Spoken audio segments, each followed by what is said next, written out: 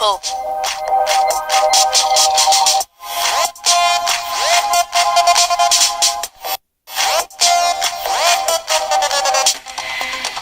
The Observer's Direct, presented by Gale 4. In this new episode of Observer's Direct, we head to Bangalore to meet with our observer Tanguy. He's one of tens of thousands of young Africans who have decided to come to India to pursue their university education. Now, while many are happy with their courses, they also face numerous challenges, including discrimination, attacks by mobs on the street, and scams by some unscrupulous colleges. The Observer's Direct on France 24 and France24.com.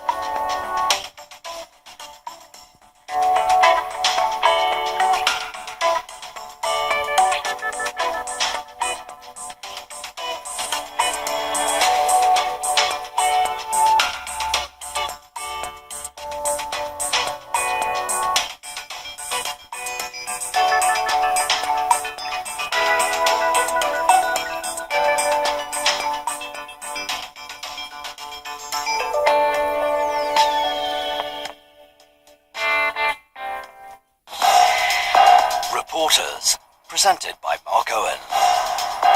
120,000 killed, 7 million displaced, and almost 4 years of negotiations. A peace agreement has finally been signed between the extreme left guerrillas and the government. Accustomed to secrecy and violence, FARC now has to transform itself into a political party, and its 7,000 guerrillas must reintegrate into society. Will this be possible? Reporters on France 24 and France24.com. Hungary looks set to reject the EU's refugee quota plan in a national vote this Sunday. But that referendum could be invalidated if turnout is weak. The leader of the Spanish Socialist Party stands down after losing an internal party fight. His resignation could break 9 months of political deadlock in Spain. And decision day for Colombia as they prepare to vote on whether to ratify the historic peace deal that brings to an end more than half a century of war. Good to have you with us here on France 24 this Sunday morning. I'm Hala Mohideen from Paris. Well, polls are now open in Hungary, where voters are set to decide on whether or not to allow refugees into the country. The EU's refugee resettlement plan is being put to the public test as Prime Minister Viktor Orban seeks to strengthen his popular mandate against that plan. Well, opinion polls suggest some 90% of those planning to vote are willing to say no to the EU plan, but Orban needs to secure at least 50% turnout for that referendum to carry any weight. Everyone should come out and vote. It's a very important referendum. I pray for the no vote to win. Well, for more on that vote and the wider refugee and migrant crisis in Europe, let's speak with Dr. Shadin Diab, the founder of Green Refugees, an NGO working to provide sustainable and environmentally conscious solutions to Europe's refugee crisis. Dr. Diab, thank you very much for speaking to us here on France 24 this morning. It's a fairly desperate situation where a European nation is essentially voting to close its doors to refugees. How did we get here, would you say?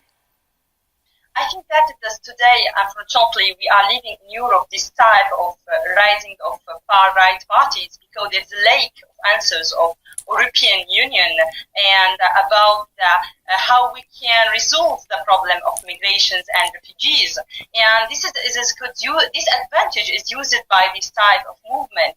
For that, I think that today we should be very careful what happened in Hungary, because it could be happen tomorrow in France and after in Germany, because this lack of political guideline, it could generate this type of thing, and we should be very vigilant about what happened today. Would you say that Europe is failing when it comes to this refugee crisis? And if so, why? I think that Europe is really failed because to find an answer and to find a real answer of migrations and crisis problem. I don't say that it's very easy because, what happens in the 20th of September, New York, fall through to find a real solution for migration crisis. But at all, Europe should respect its value and commitment towards the refugees crisis problem, because they vindicate in these values for the liberty and freedom and respect of migrations movement. So Europe, it's really full to find in position in order to say how we can resolve the problem and respect the others. Well, Europe has... Sit and talk. Only dialogue will resolve this issue. While both sides blame each other for the fighting, people living in Pakistan-administered Kashmir say their lives have also been turned upside down. We could not send our children to school when there's tension between the two countries, like the recent border firing by Indian troops. There is fear and panic among the people. We're not in a position to move, nor are we thinking of leaving our area.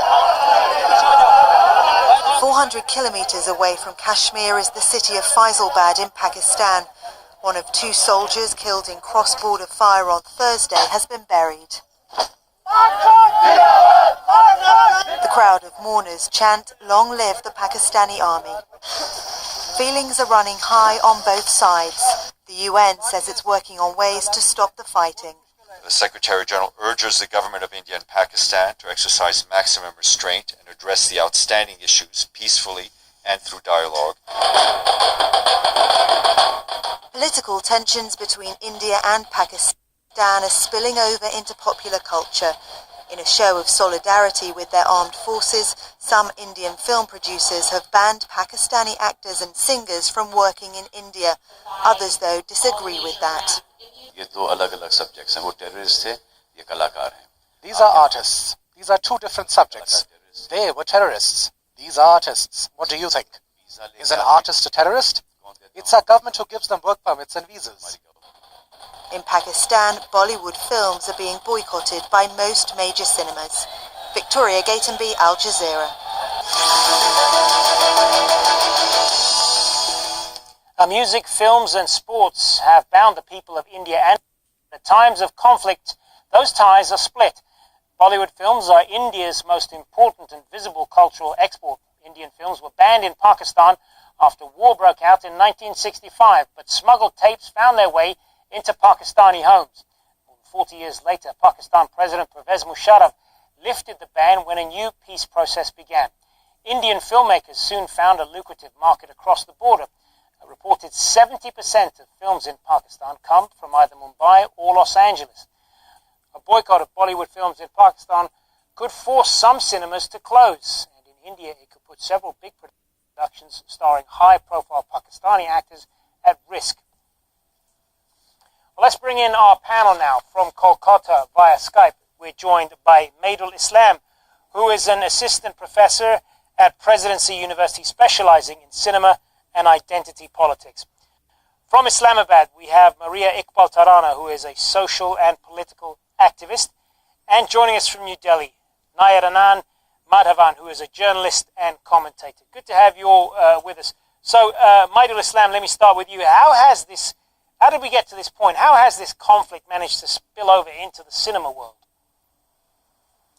You see, in the case of the Bollywood cinema, you have a presence of Bombay as a city, and where you have also a presence of the Shiv Sena and the MNS, which is a breakaway group of Shiv Sena in Bombay. Now, the cinema industry for the last few decades had to actually deal with Shiv Sena, because Shiv Sena is a kind of an important player in Bombay politics also. Now, what is Shiv Sena's history? The Shiv Sena's history has been a very strongly anti-immigrant politics. So it started with the Muslims, the Pakistanis, and then it got into this whole anti-Bihari, anti-North Indian kind of a sentiment. Now, I find it deeply disturbing because it completely contradicts with the secular ethos of the Indian constitution and the Indian nation state. Because suppose if we are buying this whole anti-immigrant politics of Shiv Sena, then tomorrow Donald Trump might say that, okay, Indians, Bangladeshis, Pakistanis, the Chinese, you are not welcome in the United States, or some kind of an articulation, kind of anti-immigrant political articulation in Europe by the neo-Nazi groups. Now, what would be our position in that kind of a situation? I guess one needs to distinguish between two things. Terrorists are terrorists, they don't have any religion, and today in the world of global terror, they also don't have any nation state, right? And one has to also make this difference with artists who are talented people.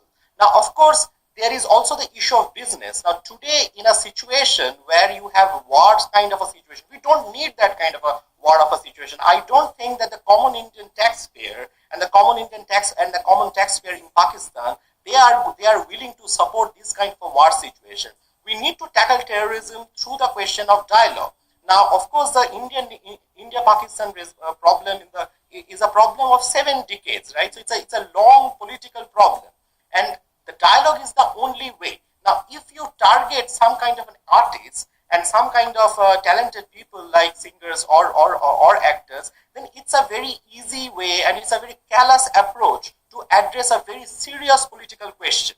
And I think it's a very easy way of getting some mileage, of a political mileage for very narrow sectarian political interests in a state where Shiv Sena is doing its politics. Remember, in the context where the Shiv Sena is no more a major party in Maharashtra, right? So that is one thing.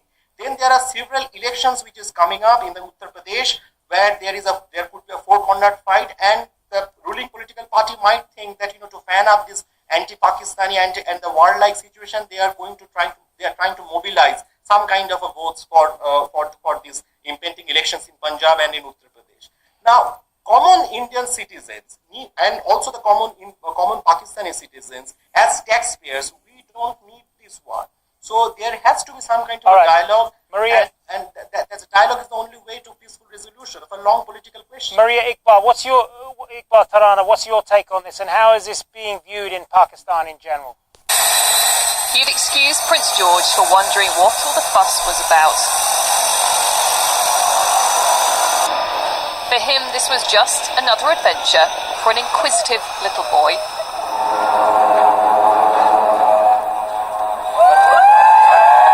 For the rest of the week, it was up to Mum and Dad to charm the Canadians.